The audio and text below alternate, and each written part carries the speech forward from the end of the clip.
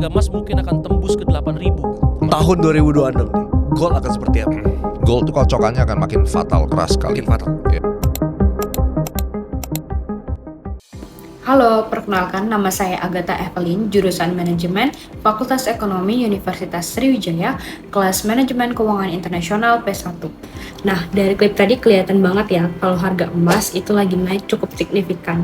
Tapi sebenarnya apa sih yang bikin harga emas bisa naik setinggi itu? Ternyata bukan cuma karena permintaan, tetapi juga dipengaruhi faktor lain seperti nilai tukar dan juga kondisi ekonomi global.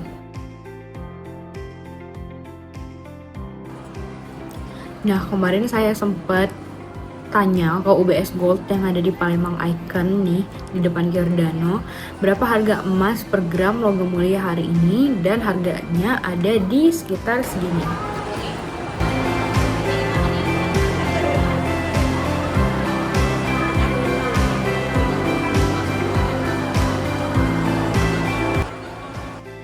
Untuk menjelaskan fenomena tadi, saya menggunakan konsep dari manajemen keuangan internasional, yaitu paritas internasional. Jadi apa itu paritas internasional? Paritas internasional merupakan kondisi keseimbangan di pasar keuangan global, di mana tidak ada peluang untuk memperoleh keuntungan tanpa risiko atau biasanya yang disebut dengan arbitrase. Nah, konsep ini menjelaskan bahwa dalam pasar yang efisien, harga, nilai tukar, dan juga suku bunga itu akan saling menyesuaikan hingga mencapai titik keseimbangannya. Jika terjadi perbedaan harga atau ketidakseimbangan, maka pelaku pasar akan melakukan arbitrase, dan proses ini akan mendorong pasar kembali ke kondisi seimbang. Paritas internasional itu terdiri dari beberapa konsep utama, yaitu purchasing power parity, international Fisher effect, dan juga interest rate parity. Nah, yang pertama ada purchasing power parity atau biasa disebut dengan paritas daya beli, di mana paritas daya beli ini menjelaskan bahwa nilai tukar antara dua negara akan menyesuaikan agar daya beli masyarakat di kedua negara tersebut menjadi sama. Artinya, barang yang sama seharusnya memiliki harga yang relatif setara jika dikonversikan dengan nilai tukar. Dan dalam konteks penelitian saya, emas itu merupakan komoditas global yang dihargai dalam dolar Amerika Serikat.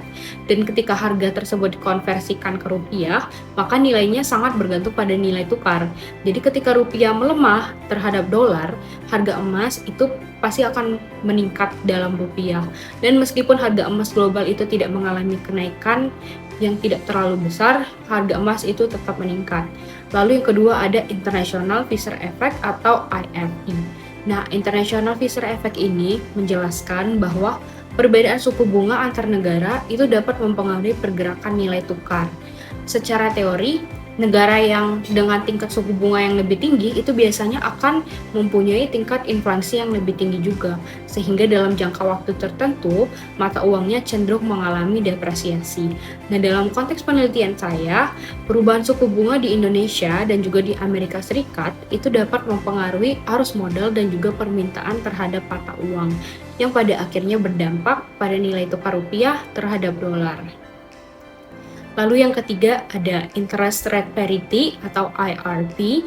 Jadi interest rate parity ini menjelaskan bahwa perbedaan tingkat suku bunga antar negara itu akan diimbangi oleh perubahan nilai tukar, sehingga investor tidak dapat memperoleh keuntungan tanpa risiko dari perbedaan tersebut. Dengan kata lain, return investasi di dalam negeri dan juga di luar negeri akan cenderung sama setelah mempertimbangkan perubahan nilai tukar. Nah, konsep ini memperkuat bahwa nilai tukar ini sangat dipengaruhi oleh kondisi pasar keuangan global, termasuk perbedaan suku bunga antar negara.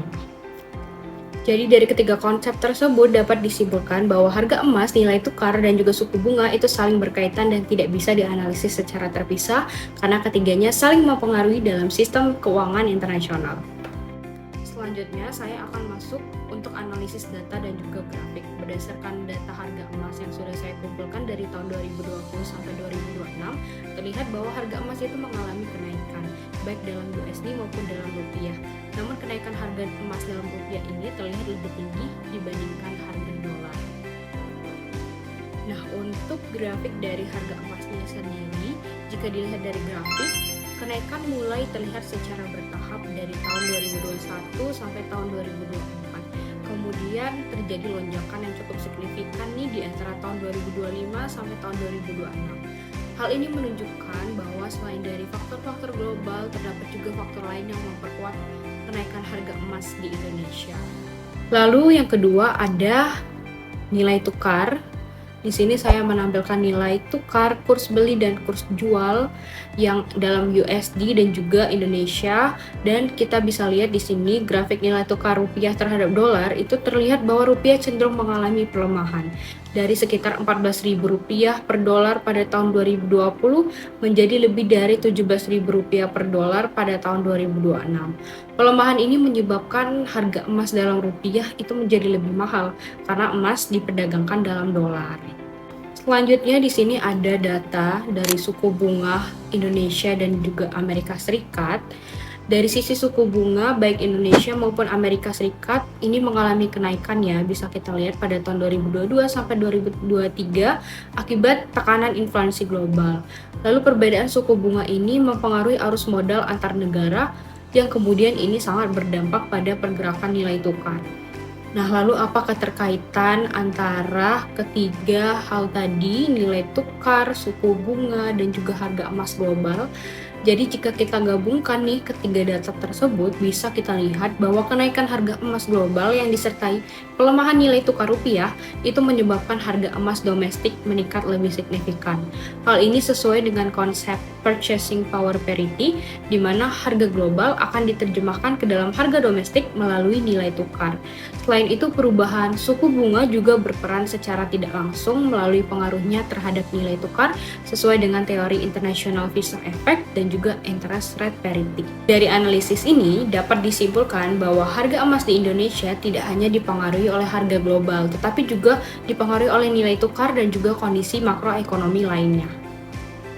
Dari hasil analisis yang sudah saya lakukan, bisa saya simpulkan bahwa harga emas di Indonesia itu cenderung mengalami kenaikan selama tahun 2020 sampai 2026, baik dalam dolar maupun dalam rupiah.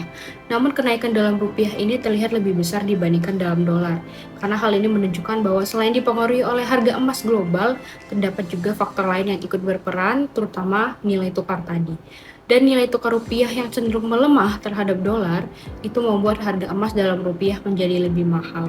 Selain itu, suku bunga juga memiliki pengaruh tidak langsung nih terhadap emas, yaitu melalui pengaruhnya terhadap nilai tukar.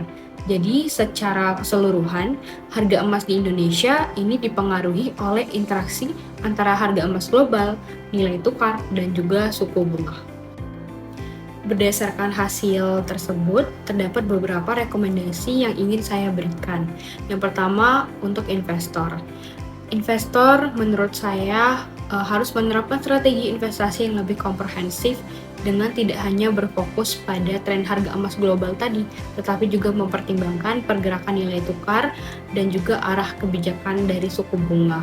Nah, selain itu menurut saya, investor juga perlu melakukan diversifikasi portofolio untuk mengurangi risiko akibat volatilitas nilai tukar dan juga ketidakpastian ekonomi global. Lalu, rekomendasi untuk pemerintah.